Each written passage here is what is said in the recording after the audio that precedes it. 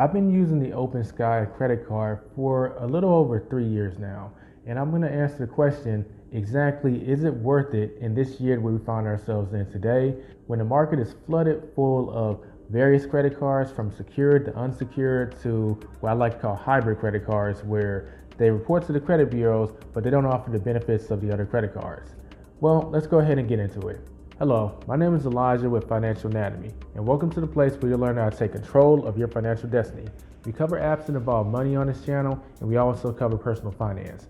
And in this video, we're going to be talking about the Opensky secured credit card. This is not to be confused with the Opensky unsecured credit card, which is a more new feature. We'll be tackling that in another video because there are certain things that are just very different dynamic-wise with that credit card.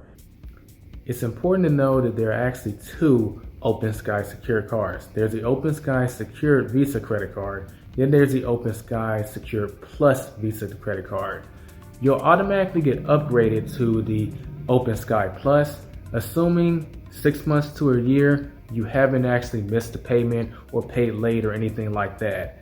If you haven't done any of those things, you'll likely automatically be upgraded. So for the duration of this review, and like the title suggests, we're going to be talking about the Opensky Plus. The differences between the cards on the screen, the main one being is that the secured card that's not the Plus just has an annual fee of $35. But if you're making your payments on time and you're not paying late, you would be upgraded to the Opensky Plus before you even pay an annual fee. That's how it was for me. Another thing to note is the interest that you pay actually increases with the Plus, which is probably to offset what they did as far as no annual fee, but it doesn't really affect you if you're paying on time. So I want to make that distinction so that you know that. Going forward, let's get back to the review. Swinging back to the secured credit card though, Opensky is very known for being a beginner-friendly credit card. That means that regardless of where you stand credit-wise, whether you're trying to establish credit for the first time or you have bad credit, you have a high chance to get approved for the credit card since it is a secured credit card and they don't check your credit report. Obviously, this is great for if you're starting out or if you have bad credit, or obviously if you have good credit too, because it could just be another credit card that you can add to your list should you desire. Now, I do need to throw a disclaimer out there that I don't support getting in debt in any fashion, but a credit score is necessary to, in most cases, progress through society. So I always teach that you should be using these credit cards just to establish your credit history and not paying any interest by paying the credit card off before the end of the month. If you need help raising your income to deal with upcoming problems, I highly recommend you check out my other channel, The Side Hustler Society, where we cover ways that you can make additional money. That's what I need to say to keep my conscience clear to even be talking about this. With that being said, let's get into the pros and cons of this credit card, starting with the pros. So the first pro that I have is it's a real credit card. You might be wondering, Elijah, what are you talking about? The market is kind of flooded with, I like to call them these hybrid credit cards, like the Bilel credit card or the Chime credit builder card. And these cards report to the credit bureaus, which help you to establish credit history. That's cool, but they don't really give you the full range of a credit card because they don't have the ability to affect your credit utilization. Credit utilization makes up around 30% of your credit score. So if that's not going to be affected by a credit card, that's a huge thing to take into consideration if you're even going to use it. Well, that's where this being a real credit card comes into play, because it is going to affect your credit utilization because your credit limit is going to be determined by how much money you're putting down on your Opensky credit card. To give a tangible example of this, Opensky tends to require a minimum security deposit of $300. Of course, if you have the money to put down, you can actually add additional money on top of that $300, and that will determine your credit limit. So going with this example, we're going to say that you put down $500, which will give you a credit limit of $500. You always want to keep your credit utilization ratio under 30% if you can help it, because anything above that starts to affect your credit score in a negative way. So in this case, that would be $150. If you can get it under 10%, that's even better, which means that it would be $50. As long as you handle it that way, this credit card could be a net benefit when it comes to establishing your credit. The next pro that we have is it's a pretty easy approval rating since they're not looking at your credit score. The security deposit they take kind of takes the place of them running your credit score to see if you qualify for the card.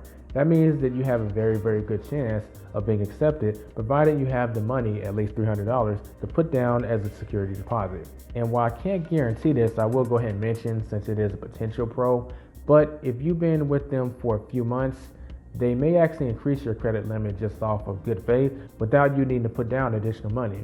Good example is myself. I initially put down a $200 security deposit, which 3 years ago when I did it, the minimum was $200, so that's why it's lower than what you see.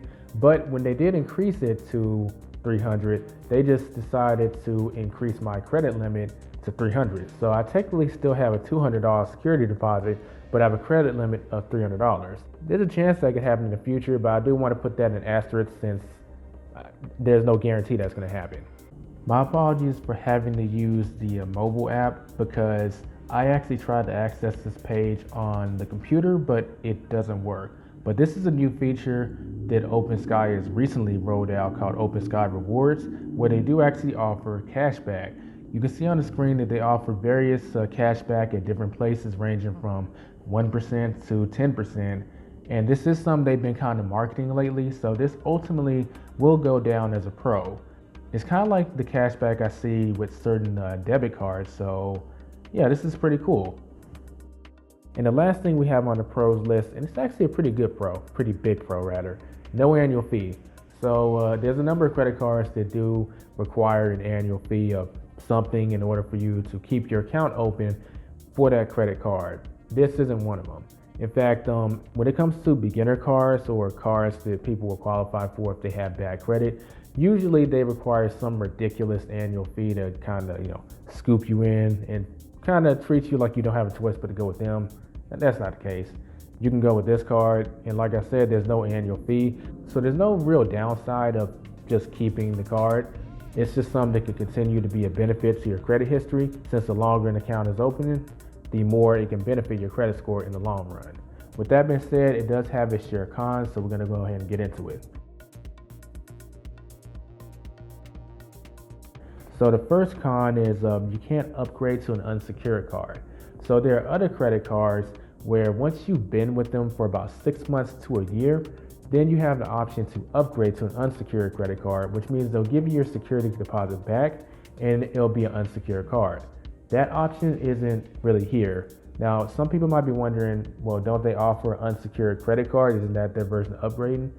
And that's not really an upgrade, because I've actually called Opensky and discussed this with them, and that's a separate card and a separate account altogether, which means you could technically have an unsecured card with Opensky and their unsecured credit card.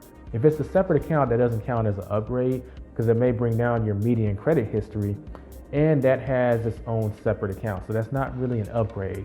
It's like getting another credit card. That's why I'm not even discussing the pros and cons of that in this video. It deserves its own video later because it's its own credit card.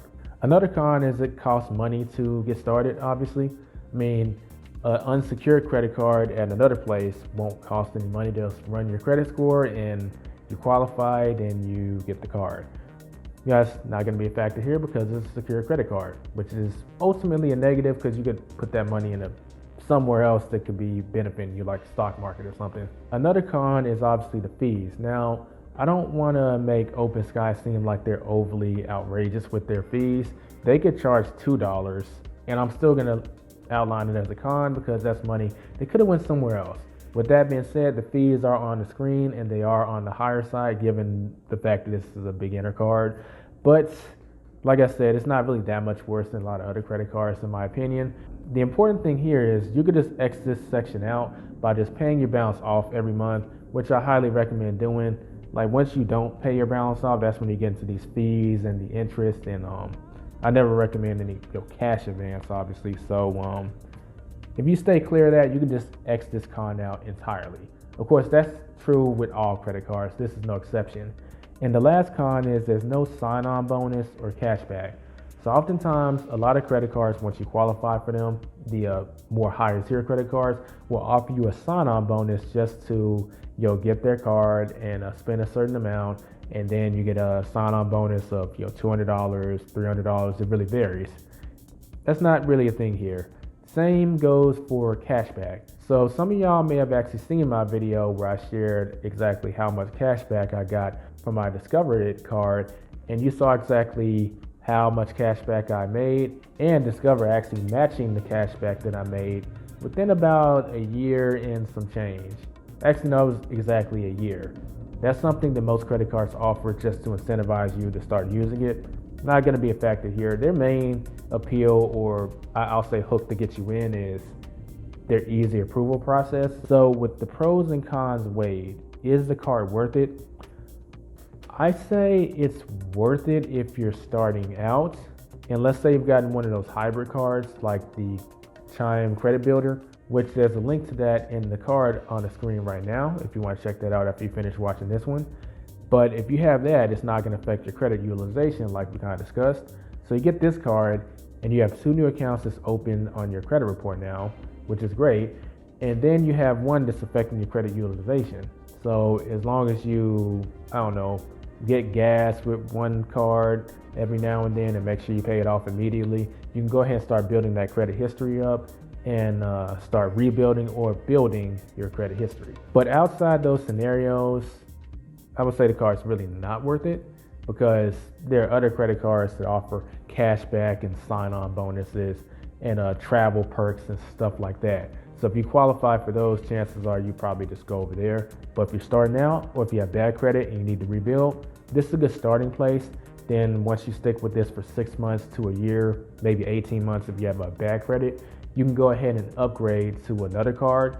But like I said, there's no annual fee for this one. So unless you really need your $300 back, you can just keep the account open and it can just stay as one of your longer running accounts on your credit history and continue to build it up. But with that being said, that covers our Opensky review. I still think it's a great card. It's the first card I started out with and I still have it. But like I said, if you're not dealing with the scenarios I just mentioned, I would probably skip this one. But that does it for this video. If you have any other questions or comments, feel free to leave them in the comment section below. If you have a credit card or a financial topic that you want me to cover, feel free to leave that in the comment section too. Like this video if you found value in it, and don't forget to subscribe if you're new. I'll catch you in the next video. Don't forget to get out there and take control of your financial destiny.